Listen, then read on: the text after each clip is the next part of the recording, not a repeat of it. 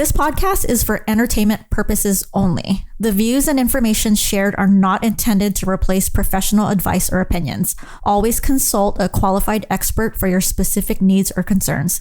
Thank you for listening. Welcome to We Time Convo. I'm your host, Liza, and I will be joined with a very special repeat guest host, one of my good mom friends, Sammie. Today, we're talking about a fascinating article by Tina Fey, not the Tina Fey from SNL, on the 8 daily habits of people who will never truly be happy according to psychology. It's going to be an eye-opening conversation, so stay with us as we explore the psychology behind our daily habits and how they might keep us stuck. Let's get started. Hello. Thank you for tuning in. Sammie, I'm so excited to have you here with me today hosting. Thanks for having me, Liza. So Sammie has been on a couple of episodes last season. So if you remember her, Sammie, kind of give us an update. What has life been for you? You know, it's been quite busy. Excited for the holidays that are coming around the corner because now we can kind of relax a little bit, but just when you're a working mother with kids, activities, you're just constantly busy. Yeah, because Kaiden, your son, he is graduating this year? No, he is a freshman at San Jose State. Oh my gosh! How did I not know that? Finishing his first semester in about 3 weeks. Why did I think he was a senior? I wish he was still. Yeah, and how is he liking college life? I think he likes it. I mean, he definitely knows it's something he has to do. Yeah. I'm thinking he likes it. I mean, he's definitely, studying more than he ever did in high school. So nice. Good. Maybe because, we're paying for college now, right? And Kaylani, I know she's still in high school because I just went to her football game where she was cheering, and she is a freshman? She's a sophomore. Sophomore. Okay, close. I was pretty close. And she just had a birthday. Yes. Yeah. Yes. That's so crazy. I know. Yeah, and Kaiden, Sammie's son, was a guest on an episode or two, I think, last season, right? Yeah. So let's get to it. So today's topic is 8 daily habits of people who will never truly be happy according to psychology. So the source for this is an online blog called personalbrandingblog.com. And this article is by Tina Fey, not the Tina Fey from SNL, which I thought it was, but a different Tina Fey. And it's actually a recent article.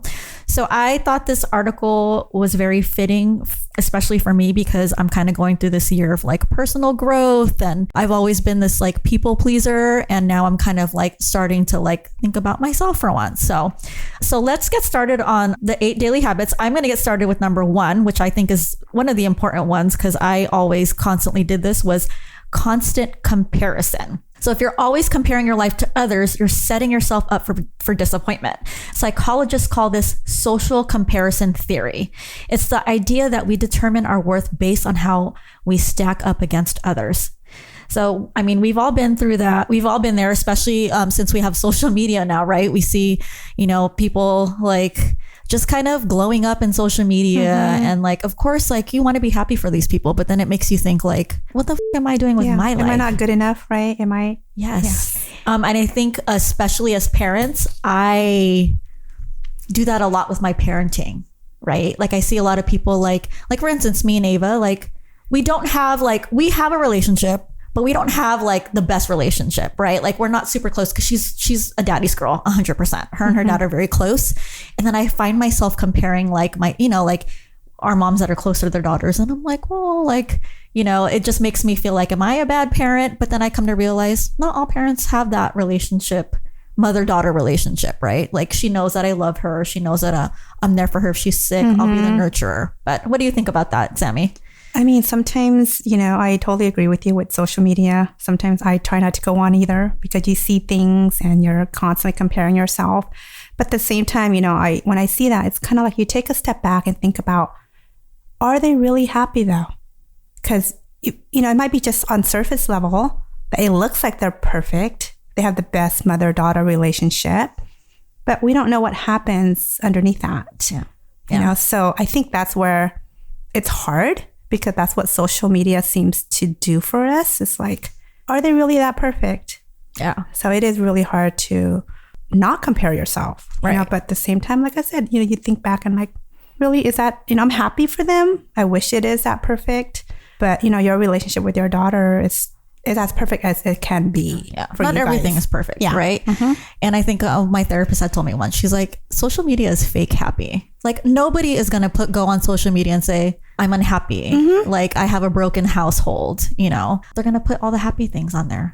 Yeah. So how do you think that constant comparison, what do you think that does for our kids though, that are always on social media, that are always, you know, do you think that it's harder for them? I think so. I think they're going to continue, at least it feels like they're going to chase this happiness that, are they ever going to reach that level? You know, like this is their expectation because they see it. Like, why am I not like that? And if I'm not like that, am I, you know, happy or not? Right? It's almost like they don't realize it, that they're there, but because they're chasing something that is like not possibly real. Yeah. Right? They're chasing something that they think society is accepting, right? Like, especially with materialistic things, right? Like, oh, so-and-so has this car, or so-and-so wears this brand. Like, I don't have that. So yeah, I think it's very, very hard, especially for our kids this day and age with social media and having iPhones and constantly seeing that. But I think as parents, I think we need to tell them, like, what makes you happy? Exactly. Are you happy with what you have right now? Don't worry about others. But I think that's a whole new other thing. It's different. It is. It's hard. It's easier said than done. I think it's like, don't worry about what people say. Don't worry about other people. I think it's definitely easier said, you know, than done. Even as adults. I was going to say, you know, at 43, I'm barely stepping out of that to where I need to think about myself. It's hard. It is. It is. So the second one is neglecting self-care. So psychology backs this up. According to research, not taking care of our basic needs can lead to increased stress and decreased happiness. It can affect our physical health. So if you're regularly skipping meals, not getting enough sleep, or always putting others before yourself, it's time to reassess. It's not selfish to prioritize your needs. Self-care is essential for our overall well-being and happiness. So, I mean, I agree 100% with that. I think it's, as mothers, we tend to put other people first, right? Especially our kids. This is not wrong. I mean, you know, we do tend to forget about our own self, you know, like what makes us happy. Whether it's me getting a quick manicure and pedicure, that to me is an hour that it's just me time, or go get a massage, you know, once a quarter, whatever, right? We forget that because our kids always come first. Yeah. And it's hard to not feel guilty when you're doing these things. Like if you want to go out and watch a movie by yourself and not bring your kids, or have dinner by yourself, because it's just hard, right? You're like, oh, I shouldn't be doing this. But no, I agree with you 100% because, and I've said this a few times before on the podcast, you give off that vibe to others, right? Like if you're unhappy and you look like a hot mess, and your kids feed off of that, you know? So in order for you to be for your kids to be happy, you need to be happy within yourself. You need to radiate that happiness. And by doing that, you got to take care of yourself. Like you got to love yourself. Absolutely. Like you definitely, when people say you have to love yourself before you love anybody else, I believe that 100%, because your kids, your husband, your partner they need you to be mentally and emotionally happy, right? To no, be there for them. For sure. Because if you're not, how can you spread that love and happiness to them, right? If you don't, you know, love yourself or happy. Yeah, exactly. And I mean, as us mom friends, that's why we get together and do our happy hour and our mom dates, because we need it. Yeah, but you know what? Guess who we talk about is our kids. Our kids. Yeah, all we do is talk about our kids and how much they stress us out, but we love them and, you know, planning the next stuff. So I agree 100%. Like you really need to take care of yourself, even if it's 5 minutes to step outside and just take in everything in silence. You know, put yourself in a bathroom, I don't know, closet somewhere. Sometimes you need to remove yourself from everything, clear your head, and then come back in. Yes, right? For sure. Moreover, fostering forgiveness can lead to lower levels of anxiety, depression, and major psychiatric disorders. In other words, letting go of grudges isn't just good for your happiness, but also for your physical health. You know, it's definitely not easy, right, to forgive and forget, but essentially when the wounds are deep, but doing so can pave the way towards a happier you. I mean, that goes way deeper than just the emotional level, right? I can see it really impacting and having a health impact on people, because it can cause that depression and anxiety and any other health stuff that comes with just, not being happy and holding grudges, which I think it's hard to let go. But again, even as adults, I think it just, I can't imagine as teens, as younger kids, for them. But I think even as adults, it's really hard. But as you get older, I think you tend to not care so much and let go a little bit easier, right? Yeah. So to be honest with you, I'm a salty ass person. Like, I hold grudges. Like, I think about things that someone said to me like 3 years ago that really hurt my feelings. But again, me being in therapy, I realize I can't change that. How does it serve me? I can't go back and change anything. It's happened, right? I could either let it go or I can let it consume me. Because when you let things consume you, you're not in the present. You're not taking care of things that are in front of your face, because you're constantly just like living in the past. Yeah, so-and-so said this to me 5 years ago and I can't let it go. Like, you can't change the past. You just have to let things go, because you need to be there for the present and you need to be there for the future. So I agree 100%, because these things were things that were like, and they were like little things, like, she didn't thank me for what I did for her. And I'm like staying up at night, like at 2 a.m, like, oh my God, why didn't she do that? I'm like, I'm losing sleep over this. It's affecting my health. It's affecting my, so I'm getting a lot better at just not holding grudges. And I just feel that I'm more at peace and more like in the present. Yeah, I'm definitely better now. Being, younger, for me, it's the total opposite, Liza. I think I hold grudges on things that are actually bigger. And, it's rare, right, that I get upset or mad at people or hold grudges. But thinking about in the past, I have, and it's been some major stuff, and it's been someone very close to me. And it would be years. But, I have someone that's super close to me. It was almost 10 years until we reunited. And it was 10 years of lost time, right? Lost time that we now are united and moved on from it. Both of us didn't bring it up. We didn't talk about the past, but I was in tears when he reached out to me, but it was a big, big problem, but in hindsight, now it's like I said, it's like 10 years of just lost time that I wish that we didn't let that, pass. Yeah. But again, you move on. Yeah. You move on now. Take back time. But it's changed now. Yes. You guys are friends now, and you can only focus on now, right? Yes, absolutely. Yeah. And going back to my experience, and I guess holding grudges is the same as holding resentment, right? I feel like resentment is a little step higher than holding a grudge. So like, I'm not going to go into detail, but like me and my mom didn't have the best relationship growing up. So she wasn't always there, but she was always, she was a very busy working mom, So I like, as I grow, as I'm older and I'm a mom now and I'm different, I start to hold resentment for my mom. Like, why didn't she do these things for me? Why didn't she do this and that? And, speaking like to my therapist about it. And she's like, you just got to let it go. Like, you really have to let that go, because your mom is here now. And she's helping she's here now. She hasn't left. She's here for you and your kids. So like, you just have to focus on that now, because you really can't go back and change the way that you were that you grew up, right? You can't change any of that. So no, you can. It is hard to live in the moment, because we tend to, obviously our past is what shapes us right now and shape us for the future. So it is hard to live in the present, but your therapist is not wrong. Yeah. And it's like you constantly have to remind yourself that, Yeah, for sure. Now, the next topic, overthinking everything. Right? We've all had those nights where we can't stop our minds from racing, analyzing every detail of a conversation or worrying about an upcoming event. I'm just thinking and laughing now, because that seems to be us moms. Always have events coming up. Overthinking is mentally exhausting and can drain our happiness. It's because overthinking can trap us in a cycle of negative thoughts and prevent us from taking productive action. So if you find yourself stuck in an overthinking loop, it might be time to employ some mindfulness techniques. These can help you stay present and prevent your thoughts from spiraling out of control.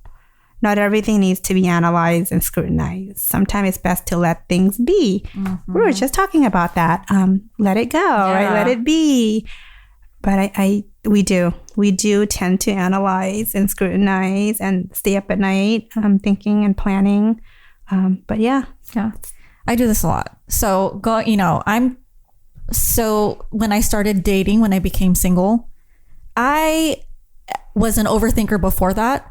But once I started dating, it was 100 times worse because, you go on a date and you really like somebody, and this goes back to like the whole texting thing and technology and how things are perceived. But like you text this person, you don't hear from them for hours. Within these hours, I'm going crazy because I'm like, oh my God, he doesn't like me. Did I say something during the date that put him off? Blah, blah, blah, blah. I'm like spiraling, which is horrible. Like I admit I'm a hot mess when it comes to this stuff, but I'm generally an overthinker. But this like overthinking and dating is horrible. And then, you get a text back and he's like, oh, I was just busy at work. And I'm like, oh my God, like I fucking just spent hours stressing out, thinking that he doesn't like me. What did I do? What's wrong with me? And he was just busy with work, and my therapist tells me, ask yourself, what is your mind telling you? Well, my mind's telling me that he doesn't like me. And she's like, well, do you have evidence that he doesn't? Did he actually tell you that? And I said, well, no.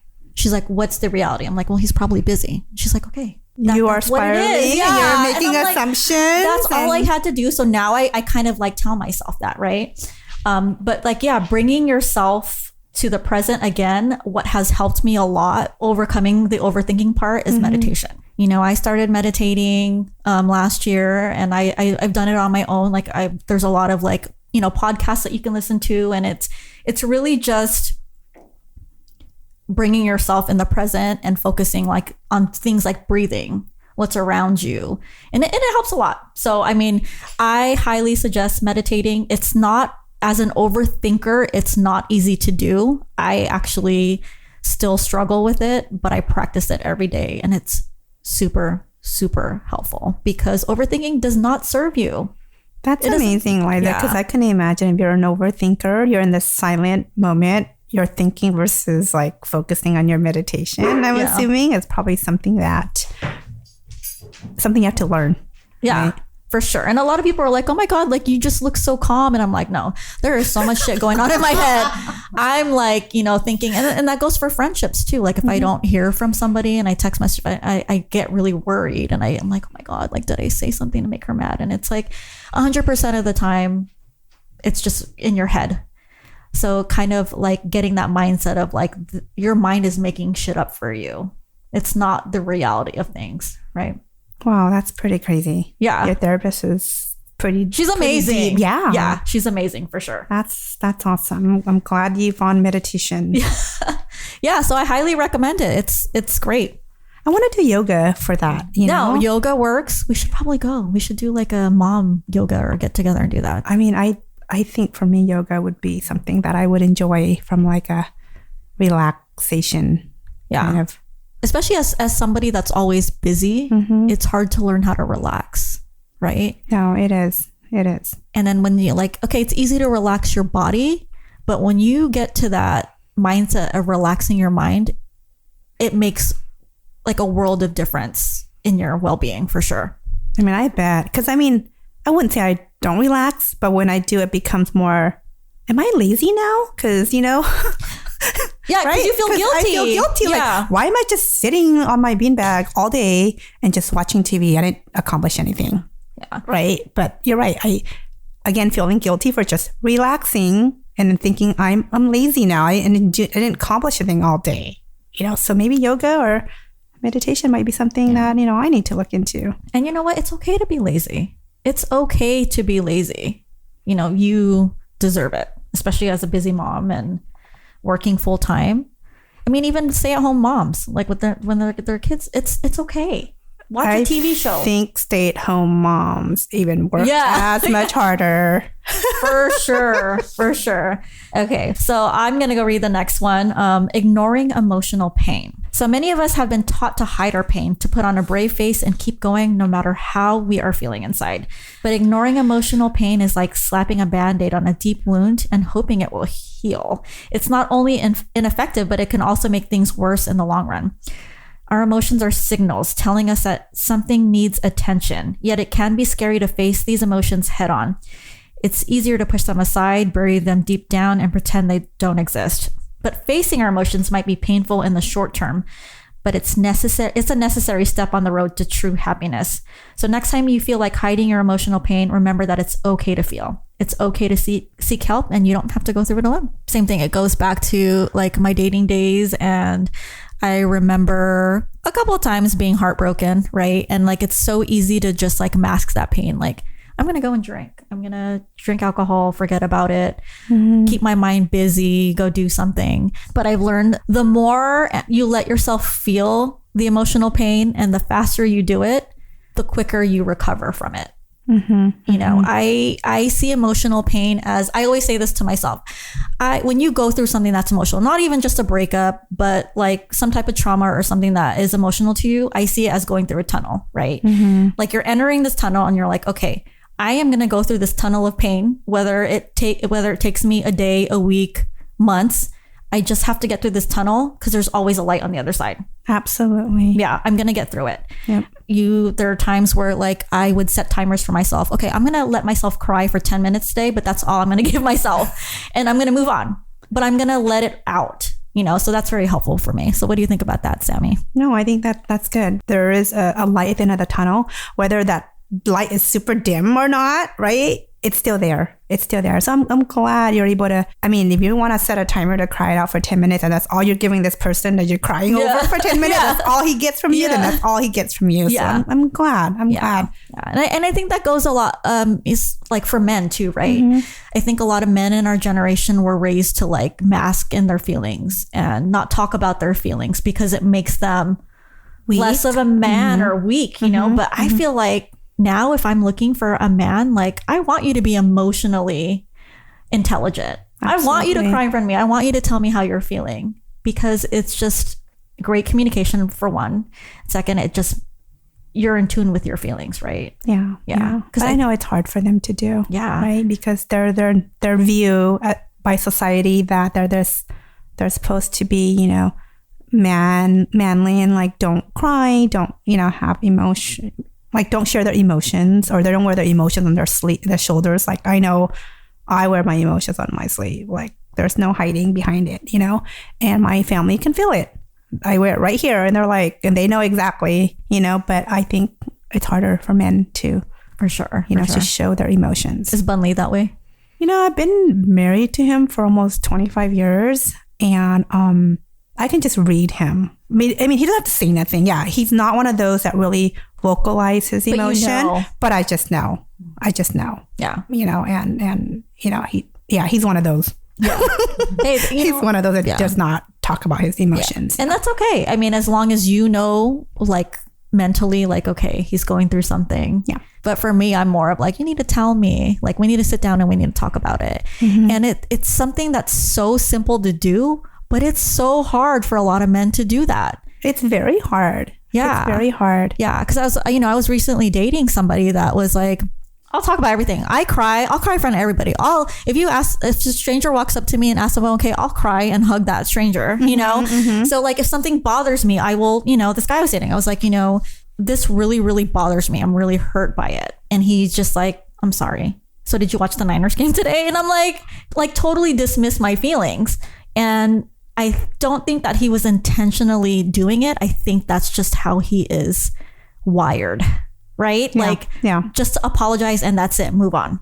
So I was like, no, this is not going to work out because I want to sit down and I want to talk about this and I want to see how we can fix it. You know, so it's just, it's hard for a lot of men. It's very hard. It really is. And there are some women that would be okay with that type of emotional interaction. which is great. Which would be great for him. It's just not great for me. And like you said, with you and Bun Lee, like you just mentally know. Yeah. And that's enough for you. Yeah, it's enough for me. Yeah. You know? Yeah. Chasing perfection. Chasing after perfection is a losing game. It's an impossible standard that can't be met, and it can seriously hamper your happiness. Perfectionism can make you fear failure and stop you from taking risks or trying new things. It might be time to let go of that need for control. Embracing the beauty of imperfection, recognize that mistakes are a part of growth and learning. Believe me, life becomes more enjoyable when you stop aiming for perfection and just aiming for happiness. I totally agree with this, right? I mean, again, I think we have this standard as, again, a mom, working mom, and having to have this be perfect for everything that we do. And, we do a lot of events for our kids. We do a lot of events at home, and everything is all planned out that we want to be perfect for them because we want to be this role model for our kids, right? We want them to see us this way. But I think because they don't see them, they may not see the mistakes, we're not letting them, or we're not showing it to them. They think that I think the kids they're harder on themselves, right? Because they're like, well, my mom is perfect. No, I'm not perfect. I act like I'm perfect, right? So I think this totally hit home for me because I do spend hours on everything I prep for. Everything goes in an Excel spreadsheet down to the mapping out everything, when I throw parties at home, I'm mapping out my backyard, literally measure my backyard to make sure I fit. Sammie. I know my measurements in my backyard, knowing how many tables and chairs I can fit. I'm visualizing all of that because if I don't visualize it and plan it out, or, I just don't know if this party's going to happen the way I envision it to be. And I think it makes it hard for other people to be around us because I threw a surprise party for my daughter 2 weeks ago and I was so hands off. I'm like, whatever it is, it's going to be perfect, right? And I noticed it made it really hard for my nephew and his wife and even my friends. I'm sure I don't know how she does this. I don't know what she wants this at. I think it was hard for them to she doesn't do it this way. This is how she does it, right? They're like, wait, hold up. What's happening, Sammie? Yeah. So, I think it made it hard for them. But I think because my nephew and his wife's she always does it this way. It's just so perfect when she does it. But I'm I'm okay with how you guys did it. It turned out perfect, And I'm sure Kaylani had a great time. She did. And she was surprised. And she did. Everyone had a good time. Oh, yeah, absolutely. And I didn't have to do anything. Thank you to them and thank you to all my friends that made it happen, and everyone brought something and did something. But again, it's going back to, I think, being a role model for your kids, at least for me. I just feel like I have to be perfect for them, right? Because I think your kids aren't going to remember every single detail of the party, but they are going to remember that mom and dad threw this party for me and we had so much fun and people that we loved were there. Yes. Right? Yes. So I always think that for me, when growing up, I don't remember what color theme or party that I had, but I remember that the people that were there. Yes. And I remember that I had fun. Right. And that my parents actually took time to plan that for me. Yeah. And in my experience, I used to always be that mom. I love to bake and cook, and the girls always wanted to help, but I was always like, no, you're gonna mess it up. Stay out of the kitchen. No. And one day I just was like, you know what, Violet, you want to help me bake something? And she was making a mess, and I was my eye was twitching because I'm like, oh, she's making a mess, and she's putting flour instead of sugar. But you know what? She was having so much fun. Yeah. She was having so much fun, and she baked her own banana bread. And then after, she was like, this is the best day of my life. No, it's so true. So I'm like, oh my God. Liza, we take that experience away from them because we want to do it all. You're cutting this thing way too slow. Let me just cut it. Let me, and to them, it's just, I get to help. I get to be in the kitchen, whether it's perfect or not. It's perfect for them. Yeah. Right. And they're spending that time with you. Exactly. Yeah. Exactly. And I know that's the minute that my kids was able to be in the kitchen, they were in the kitchen. Yeah. I have pictures of them on a stepping stool because they can reach the sink and wash their hands. They're washing dishes. Yeah. The minute they knew how to use a knife, I want them in there. But there is times where I'm like, they ask for help and I'm guilty. I'm like, no, I'll do it because it's faster, it's quicker. I'll just get it done. But then to your point, they enjoy that moment. Yeah.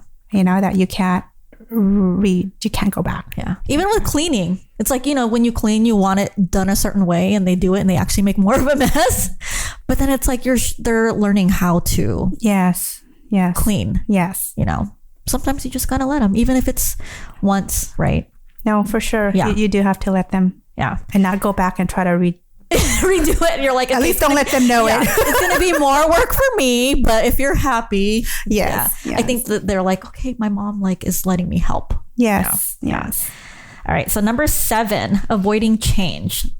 So change, as we all know, can be scary. I don't like change. It means venturing into the unknown, stepping out of your comfort zone. But avoiding change can keep us stuck in a rut, preventing us from growing and experiencing true happiness. Individuals who are more open to experiencing new things tend to be happier. They're more likely to embrace opportunities and less likely to feel trapped by their circumstances. If your daily routine involves avoiding change at all costs, it's time to reconsider. Embrace the possibility of change, no matter how scary it may seem.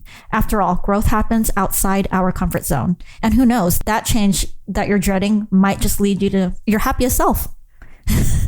So I agree with that. Earlier this year in March was my birthday, and I actually stepped out of my comfort zone because I went to Santa Barbara. I took a solo trip by myself. Nice. Yeah. And like me, like I am so scared of that. Like I'm directionally challenged. I don't know because I took a train there by myself. Like I wouldn't even know where to go. Before that, I didn't even know how to get on an airplane by myself. So I was like, you know what? I'm going to take a solo trip to Santa Barbara by myself. Good for you. How did that go, Liza?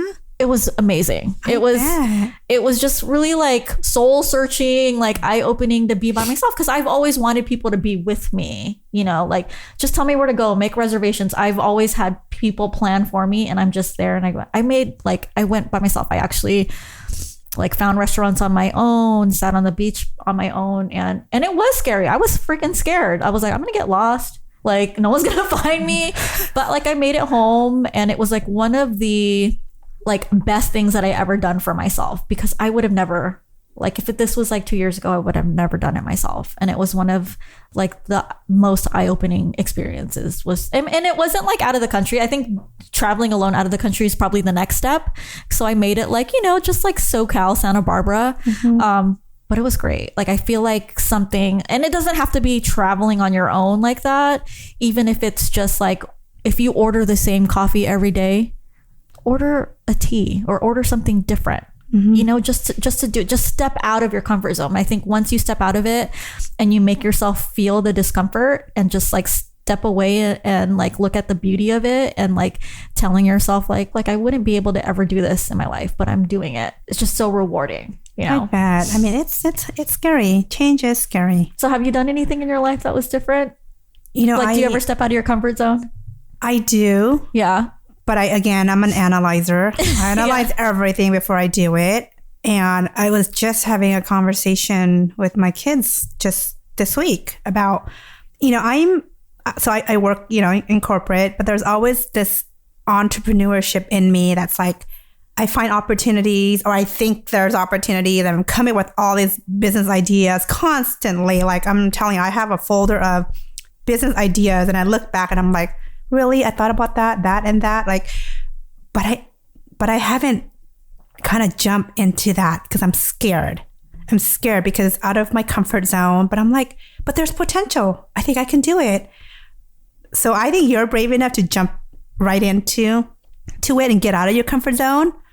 I have a couple things brewing, but I haven't got myself to get out of that. You can't take the leap. No, yeah. I really can't, because I'm comfortable, right? I'm comfortable, and where I'm at, it pays the bills, So venturing off, it's scary. Yeah, it's scary because what if it doesn't work? But then again, if you don't jump right into it or take that leap, how will you ever find out if it works or not? Yeah, right. So I'm still digging at 45. I'm still finding that. Waking up every day to find that happiness of what I'm doing. Because where I work is fine. And like I said, it pays the bills, right? But is that what I want to do every day? Right? So I think in order for me to want to wake up every day and I love what I'm doing, it doesn't feel like work, I think I do need to step out in, out of my comfort zone and take that leap and do it. And if it doesn't work, fine, I tried it, move on to something else, But I give you props for like taking that trip and getting out of your comfort zone, Liza. I mean, and internationally, it's not that much different. I was in Italy by myself, and I mean, scary. Yeah. Because I thought, I'm like, am I going to get lost, But so that would be your next thing. Maybe we'll see. But I think you should go for it, Sammie. For me, what helps a lot, because I am a habitual person, I don't like change either, is do I want to sit here and think of what if all the time? No, because I don't want to be stuck in that what if, it's just go for it. No, I know. And I think being an analyzer too, it's like, you kind of want to plan all this, like what if, like you want to predict like what are the potential risks, problems that comes up, whatever. But I learned you just can't have all the answers to everything. You kind of deal with it when you get there, So like I said, I am searching still for that. Like, what do I want to do?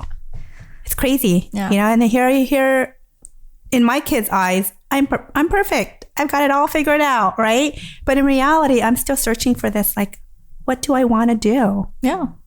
It's crazy. Yeah. Well, even in this age. Yeah. And I always say, like, I'm 43 and I'm like, I'm living my best life right now. I'm having so much fun. I'm like, I feel like I'm actually like living because I've raised kids since I was 18. Since I had Haley and I'm still raising kids now, but now that they're older, I'm like, and I'm single now, I'm having so much fun. So I'm so excited to watch you grow and like find what you're looking for, as your friend and hopefully maybe we can have like an update and see where you're at. Thanks, Liza. I'm still trying to figure out that, that path. Yeah. So we'll see. For sure. So I'm going to go ahead and let you read the last one. Sure. Living in the past or future. Living in the past or future can rob us of our present joy. If you're always looking back at the good old days or constantly worrying about the future may hold, you're not truly living in the here and now. People who spend more time thinking about the past or future are less likely to be happy.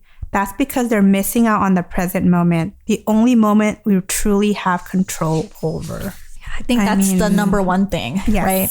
Like these are two things that you can't control in life. You can't change the past. Absolutely can't. And you don't know what's going to happen in the future and you can't change that, right? So you can only live in the moment and hopefully that will change the future or give you kind of an insight what the future is going to look like. But yeah, I agree. What do you think about that? No, I agree with that too. I think, you can't live in the past. However, the past is what shapes us. Right? It's what's going to help us in the current situation.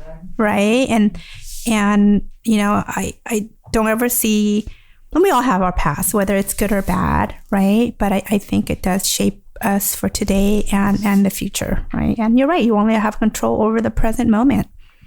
We can only hope for what's going to, future is going to be like. But yeah, we don't have control over that, like you mentioned. And you can't control others either. No. I've learned that. Like you can only control yourself. Like you can't make people love you. You can't make people like you. You can't, it's just how you react to it. It's how you see it. Right. But yeah, it goes back to the past, like holding grudges. How does that serve you? It doesn't. No. It doesn't. Yeah. It can eat away at you. It can chip away at you, but again, you can't change that. No. And the other person's probably moved on and they're living happily ever after and we're over here. Not even caring. Yeah. So it's, I mean, I love this article and I like this topic. It was really eye-opening and, I mean, it's a lot. I think that a lot of people have one or two or even more of these things that it's very hard to change, right? Because these are daily habits. Oh, yeah. It is definitely hard to change. And I think it relates to all walks of life and all ages. It doesn't matter. Yeah. Happiness is hard to find. But I think if you change at least one thing, at a time, I think, you can find your way. Absolutely. to be happy. But I'm so happy that you are here with me, Sammie. Oh, thanks for having me, Liza. This was like such a good conversation, and it's so good. It's so fun and refreshing to know my friends like this, right? Because we really don't have these deep conversations when we go out. No, because we are drinking and cheering. Yeah, talking about our kids and our significant others. Like, it's like we don't sit here and be like, so Sammie, are you happy? Yeah. You know, like, are you happy with your life? So that's what I love about this podcast is like, this also gives me an opportunity with my friends and strangers to know you guys in a deeper level, right? Well, thanks for, having me, be here today. So it was good. Yeah. Thank you, Sammie. Yeah, no problem.